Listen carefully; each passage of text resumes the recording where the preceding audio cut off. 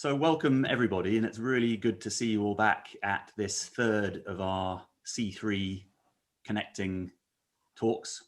And Cornwell is all about conversations, connections, and communities and collaboration and lots of other things beginning with C.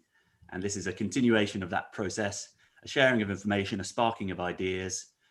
We may solve some problems, but a lot of the problems or the opportunities get progressed outside of these meetings. What we're really here to do is just connect minds and souls so that we can work together on some of the complex challenges that we're facing. I'd just like to say a few sort of words of context setting, I suppose, and background, but really to just take the opportunity to say why I think what we're doing is so important, why sometimes it's undervalued, and why collectively I think it's vital that we keep turning up to these events and keep having the conversations here and elsewhere that we're having. In 2016, I learned that more people in Cornwall are ill or at risk of ill health than are healthy. And that I really found shocking. This means that for the majority of people, well-being isn't a state that they can enjoy very much or very often. And maybe at best, it's just an aspiration for a lot of people. And for many people, it's worse than that, buried maybe under a list of higher priorities, like survival. But survival alone, we now know, isn't enough. Fight or flight is not healthy. And survival, strangely as it might seem, survival is not sustainable. So at some point, we also need to live and play and create and learn and share and grow and rest. At some point, we need to tend and to befriend. And all of these things lead to, but also require us to have a base of health and well-being. So CornWELL Festival exists because all of this really needs to change.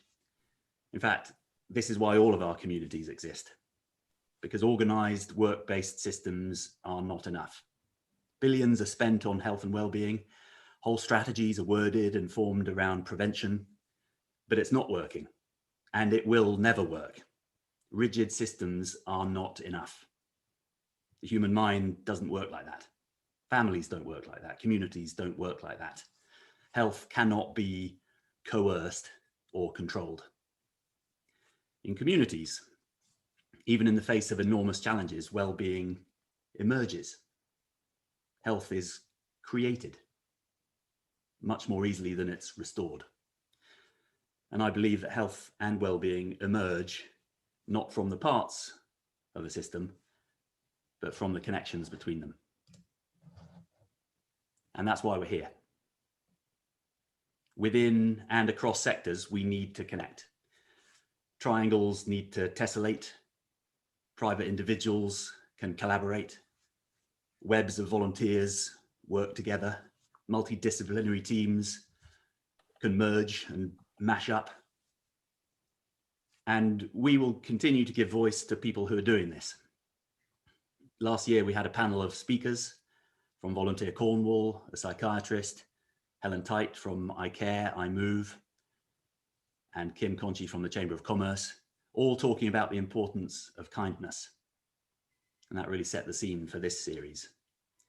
In December last year, Hazel Stutley of Connecting Communities described what her team achieved with the Beacon Project in Falmouth, and how that legacy continues and how their brilliant work continues across the country with support from the highest levels of government. Last month, Councillor Keith Hambley-State, who's also with us here this morning, morning Keith, Bex Rawbone and Shooks Esmini from the Fiat Parish and the Hair Project described how they are shaking things up in the world of healthy aging. And coming up in April, Sally Turner, who's also here this morning, who chairs the Citizens Advisory Panel for Health in Cornwall. Sally will describe their vision, her vision for citizen health. And it is happening. And we need to talk about it, to celebrate it, to do it. We need to bring all three sectors together, and I can't think of anyone who does this more than our speaker today. And I can't think of a sector that Anna Pascoe doesn't work in. And perhaps some of it's not even work, or at least paid work. I think Anna, as so many of us, does this because she cares and because she knows and understands how important it is. And the Camborne Town Deal Board, which Anna chairs, has a vision that Camborne will be, I'm quoting, welcoming, empowering, humble, aspirational, beautiful words, and that the immense community spirit which has given Camborne its extraordinary history can and will continue. And in Camborne, as we're about to hear, 52% of people live in health deprivation hotspots. This is not an individual problem. It's an economic, social, and environmental opportunity, a community.